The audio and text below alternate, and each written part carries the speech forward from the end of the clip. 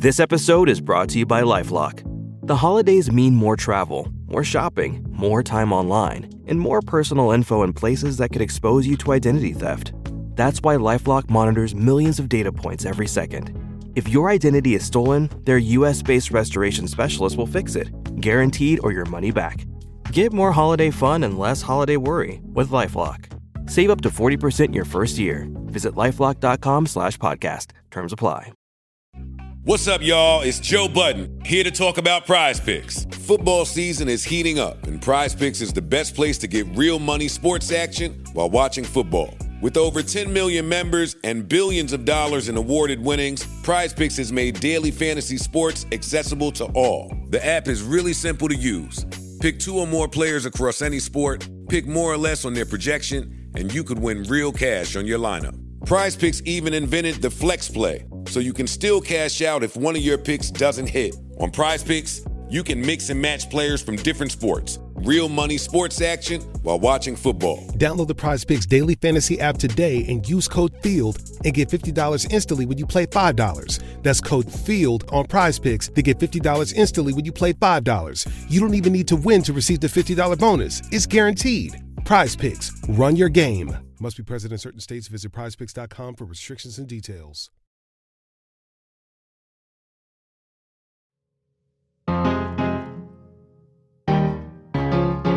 This is Radio Atlantic. I'm Hannah Rosen. Last week, we talked about how college students struggle to read whole books these days.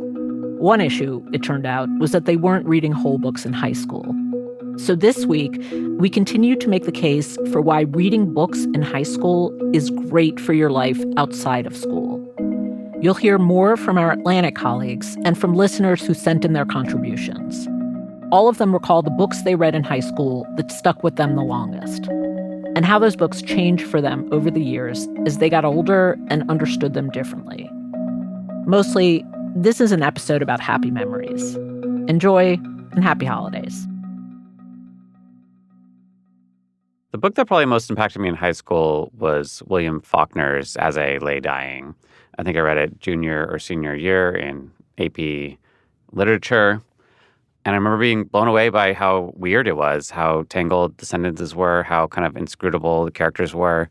I think Faulkner's kind of run-on sentences and tangling rhythms and sort of weird use of words that all kind of like excited me and got in my head and, you know, inspired me to try to double major in English and journalism in college, where I took a Faulkner seminar my freshman year and then got totally overwhelmed and dropped my English major.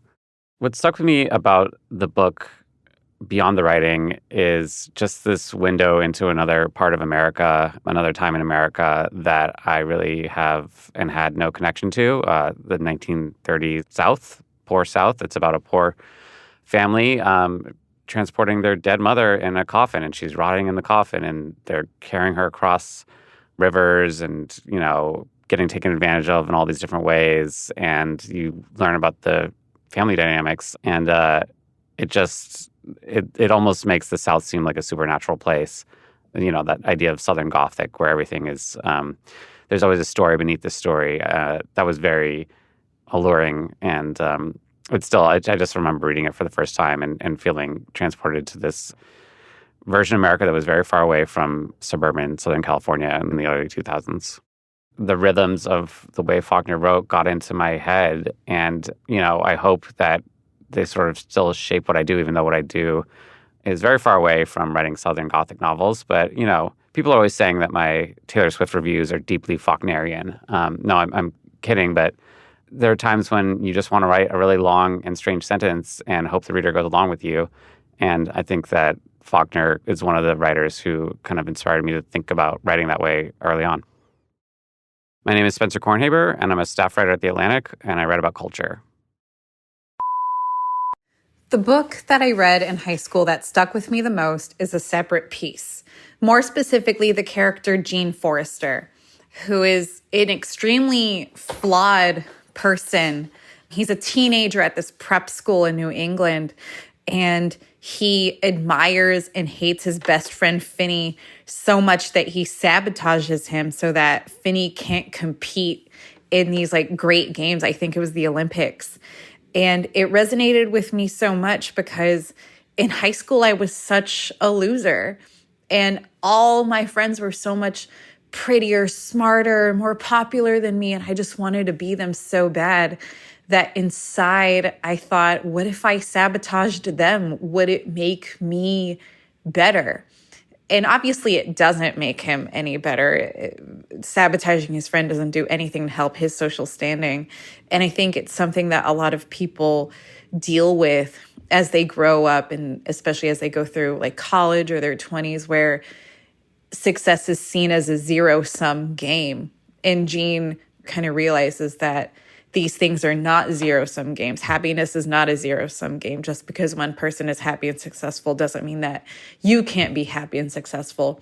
And that's something that I have to keep within myself as we get older, and there's, people that compare themselves to others, especially with social media and the constant barrage of people putting their highlight reels of their life on display. I think it's a really great book. It was a short book, but I think it was a really powerful book for me. I'm going to pick Terry Pratchett's Mort, which is the fourth book in his Discworld series, but it happened to be the one that I read first. And it is a story basically about a young guy who becomes the apprentice to death, who starts off as this very austere skeleton, but over the course of the books essentially falls in love with humanity. He begins to kind of respect them and understand what they're doing, even though he's always outside them. The book started off as pretty straightforward fantasy, what used to be called the kind of swords and sandals. And they had these very cartoony covers. But over the course of, there's dozens of them, they develop into this really rich humanistic philosophy, which is basically that everybody is kind of flawed. But, some people try and surpass that. Some people try and overcome their flaws. Even now, when I'm trying to stop myself from doom scrolling, I often permit myself to read either, a detective novel or something like the Peter Wimsey series by Dorothy L. Sayers, or I go back and reread Terry Pratchett's books, because whatever you do when you read fiction is commit a small act of empathy. You think about situations that are not like your own. You think about people whose lives are not like your own. And that, I think, is an incredibly useful exercise. It's a useful exercise for journalists particularly, but for anybody really who wants to be a person in the world. And Terry Pratchett's books are very, very funny, and the situations in them are comic. But the underlying themes are things like who gets treated as the other? How do you have a multicultural city? How do wars start and how do they end? He deals with these incredibly big political and philosophical subjects, and because he puts in, some dirty jokes and some silly ideas, that all kind of just goes down like a spoonful of sugar. I'm Helen Lewis, and I'm a staff writer at The Atlantic. The book that changed my life in high school was Chips Off the Old Benchley by Robert Benchley. What the book did is it introduced me to literary humor, something that was not at all made available to us in high school. Everything that we read was dour and serious and had a reputation of being something we had to know as opposed to something that we would actually enjoy. The book led me to reading other literary humorists, Woody Allen especially, but Joseph Heller, Kurt Vonnegut. It led me to writing my own humor column in high school and then in college, and eventually to become a writer for children as an adult. What Benchley did is he introduced to me the opportunity to create my own identity as a funny person in words. And I maintain that to this day. I was very, very much impacted by Moby Dick, which I have not read since high school, actually. I read it in 9th grade, and I remember my English teacher had turned it into a sort of big anticipated event that we would be reading this book, and we would all finish. Finishing was the goal. And I remember almost every chapter to this day because of the way we read it. It kind of taught me that some parts of a book could be boring or slow or as build-up for other parts of a book. So I remember a whole chapter about ambergris, which I think is just whale poop. And I remember a chapter about cetology, chapter about harpoons, and all of that taught me that if you read slowly and if you sort of savor, if you don't rush the later chapters can be more of a reward. It's also that I used to feel that if something was boring to me, that two options were possible. The book was boring or I was bad at reading. And I think this book unlocked for me other possibilities of reading and relating to books. My name is Shan Wang, and I'm a programming director at The Atlantic. Hello, I am Sophia Kanaouti, and in high school I read Ypsikaminos, which is Greek for blast furnace, and it is a collection of poems by Andreas Embirikos, a Greek poet, and this magical, heavenly and hellish world that he was creating was amazing to see, because it was free, it was sexual, it was absolutely beyond the norm of a stagnant society, and it freed my thought, my life, and most importantly, it freed my language, which meant actually that I could create more life.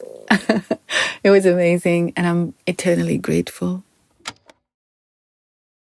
I remember a novella by Henry James called The Pupil, which I read in a sort of summer program for bookish high schoolers.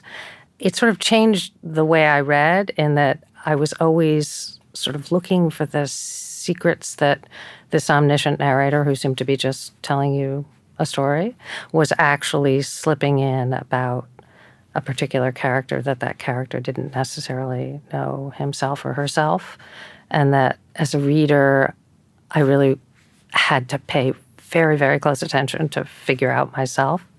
And it just sort of added a whole new dimension to reading and kind of made it a quest in a way that I think it hadn't so much been before. It's about an anxious young tutor and an ailing, precocious boy, and they're both trapped in this American family that is debt-ridden, self-deluding, sort of exploitative. And what you read at first as a kind of social satire in a, wonderfully Jamesian way actually turns out to be this really heartbreaking story of a relationship between them at its core, all in, 18,000 words. It does all sort of point to not just this insight into narrative technique, but kind of into a whole realm of curious dynamics between children and adults, and who really knows more, the children or the adults, that I've been interested in ever since. I just spent a lot of time in worlds that I found in books, and I feel very nostalgic for that even now, and I'm sure I romanticize the degree to which it was sort of easy to do that. That's my memory, is that, I just had a phase in which I just wanted to read all the fattest books in the library, and so ended up just reading a jumble of things that I was really glad to have encountered. And I can't imagine having lived through adolescence without that as part of my life. I can't imagine life without having had these different worlds in which I could lose myself and feel like I was learning all about how human beings work, how society works, and what's possible to do with words, which in the end proved really important to me. I am Anne Hulbert, and I'm the literary editor at The Atlantic. After the break, more good memories.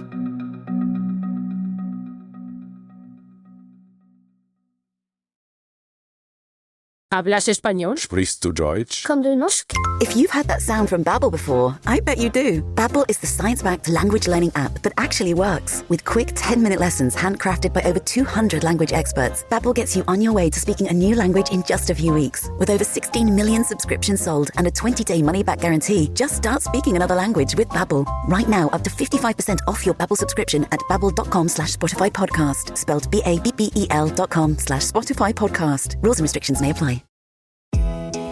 Hey, I'm Hannah Rosen, host of Radio Atlantic, here to tell you why you should consider giving someone a subscription to The Atlantic this holiday. On the podcast, I talked to some of the smartest people I know about everything from a second Trump presidency to the future of AI to the allure of sports betting. At The Atlantic, we know the world isn't simple, and we're here to help you make sense of it, one conversation at a time, and give you all the nuance you need to make up your own mind. And I can't think of a better gift. So give a subscription to someone special today at theatlantic.com/podgift.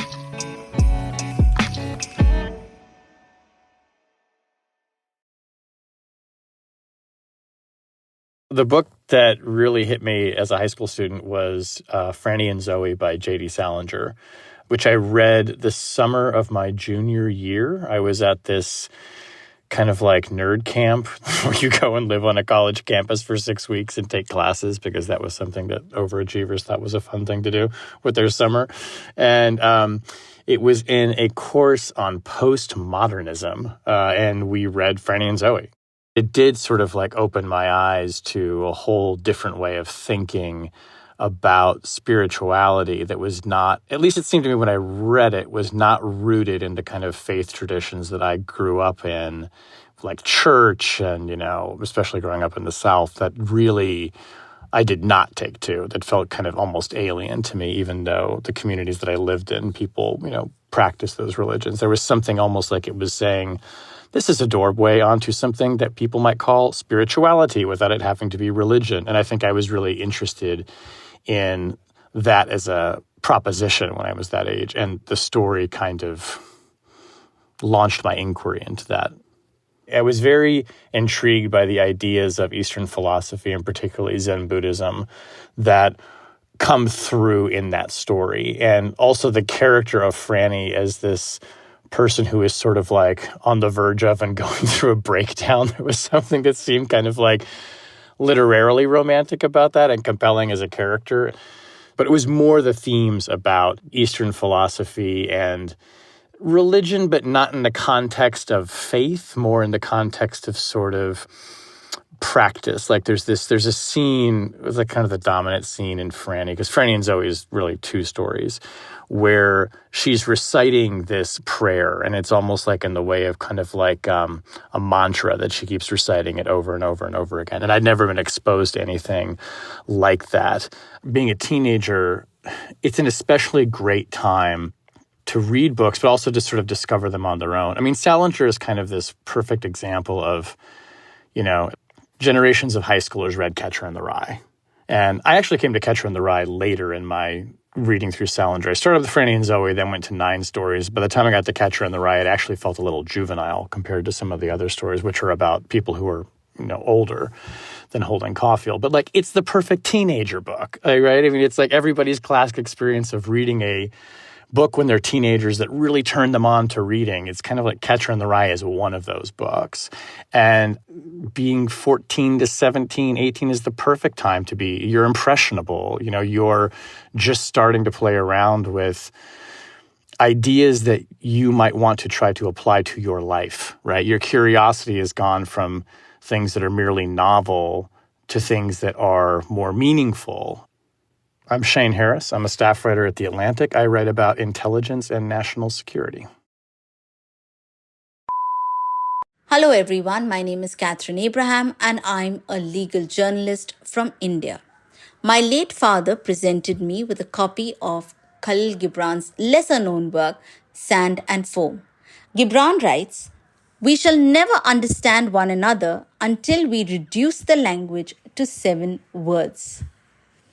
In another space, he writes, "Faith is an oasis in the heart which will never be reached by the caravan of thinking."